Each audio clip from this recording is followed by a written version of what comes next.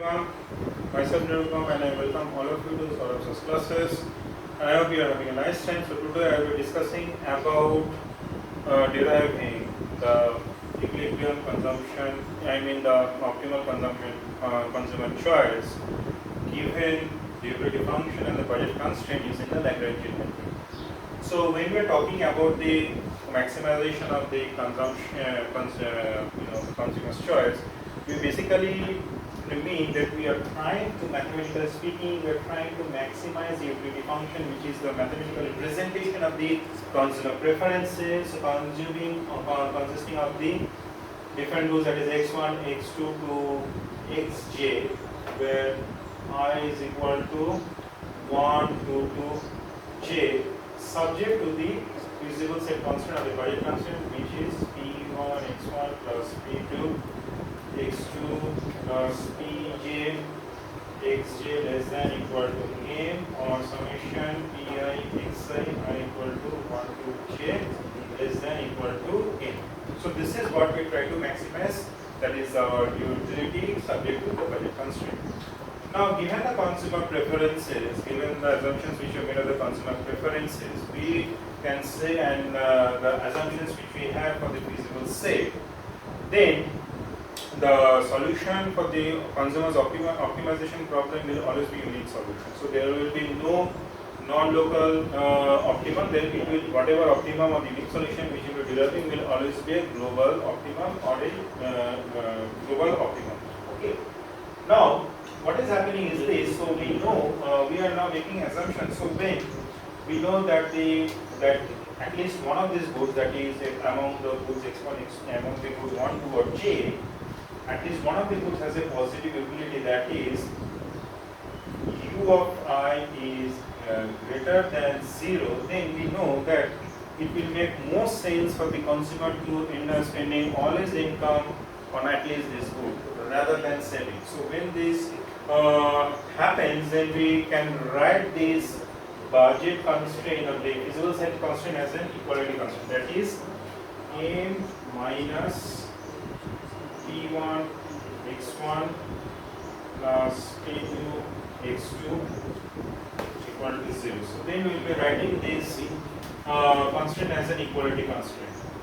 Further, if you are assuming that it is some amount of all the goods being consumed, that means xi is greater than 0 for all I, then we can say that the non-negativity constant, because when we talk about the feasible set, we always assume that the consumer is consuming non-negative amount of each of these goods in the bundle. So here the non-negative good becomes non-negative constant becomes non-binding when we are assuming that we will be consuming at least some amount of all the goods.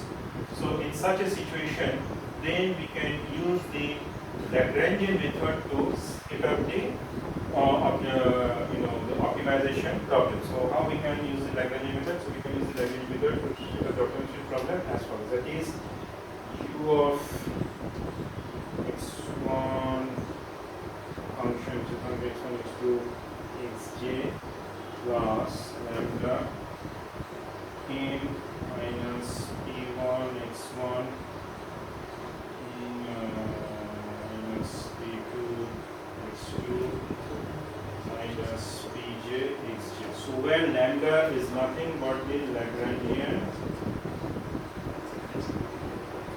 multiplier. Okay, so this is nothing but the Lagrangian multiplier. Now, so now when we assume that we will be consuming positive amount of each of these goods, as well as the utility of at least one of these goods is positive, so all your money income will be used up in spending behind these goods, then the equilibrium condition for this optimization problem are as follows. So we get the following equilibrium conditions. So what are these following equilibrium conditions? As follows. So del xi, which is nothing but mu of I minus lambda of pi, and all these equilibrium conditions are set equal to 0, as well as del lambda equal to a minus p1 x1 minus pj xj equal to 0. Okay. So this is condition 1, and rewrite this condition 1, that is ui of x is condition 1 as follows.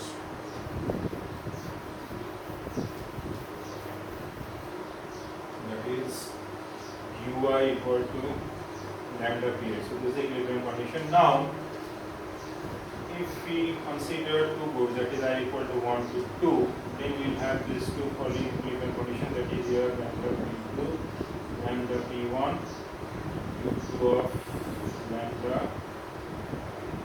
p2. So now if you are dividing A by B, then we get as follows, that is u1 equal to p1 by p2. So this equilibrium condition I, so we can now say, so which can again be rewritten as ui by pi equal to u2 by u1 p1 equal to u2 p2. So this equilibrium condition 1 for all the goods, rather than having a two-member, rather than having a two-good word, but having a j-good word, can be written as follows. That is ui u1 p1 equal to u2 p2 equal to uj pj equal to lambda.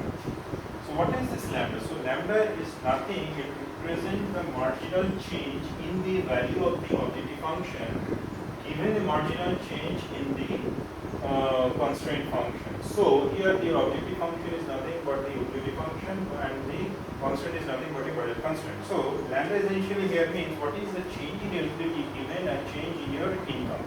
So we all know that the change in utility given and change in income is nothing but the marginal utility of income. So essentially lambda is now denoting this, that is change in utility given your change in income or n. So this is the equilibrium condition which you come at when we are considering consumption, non-negative consumption of all the goods as well as positive utility or at least one of these goods. Okay.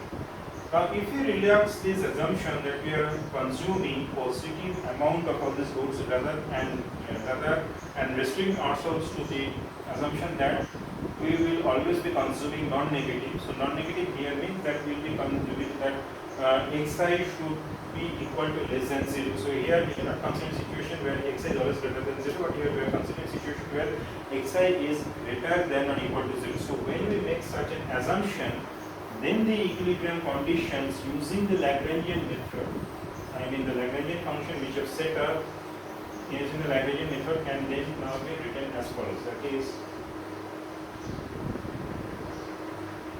del L of del xi is nothing but ui minus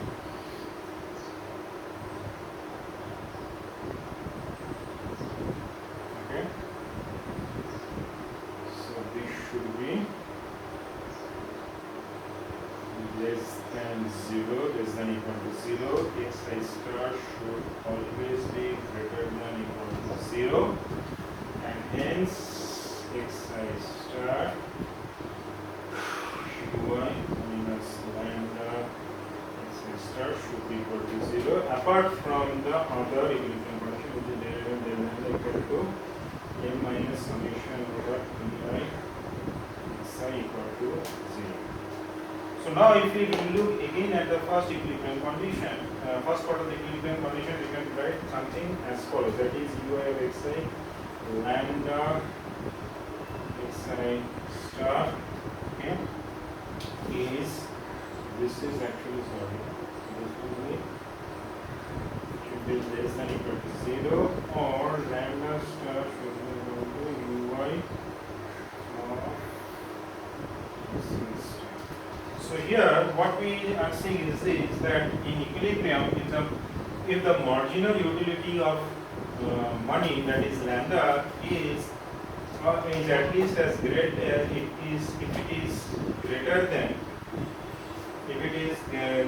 than or equal to, so let's say we are considering a situation where the marginal utility, so where the marginal utility of, so where the marginal utility of income is at least greater than or equal to the marginal utility we get by increasing our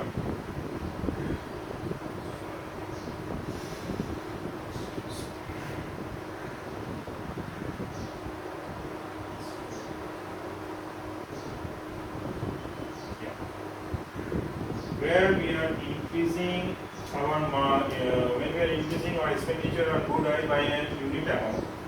So if the marginal utility of income is greater than that utility which we get when we are increasing expenditure on that good by unit amount, then we will not be considering of consuming any amount of that good. So in that situation, our consumption of that good, that is iron good, will always be equal to 0, and then we will consider consuming positive amounts of all those goods where the marginal utility of income is less than or equal to the utility which we get by utility which we get when we increase consumption on that good by a unit amount. That is, J should not be equal to I. So this is happening when we are relaxing that assumption. That is,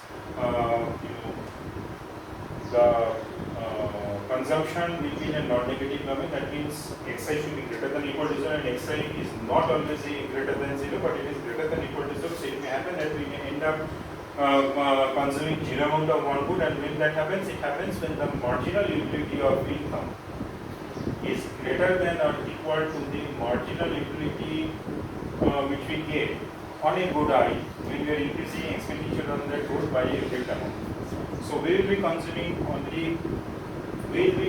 only those goods. We will be consuming only those goods for which the marginal utility of income is less than or equal to that utility which we get when increasing the consumption on that good by an unit amount.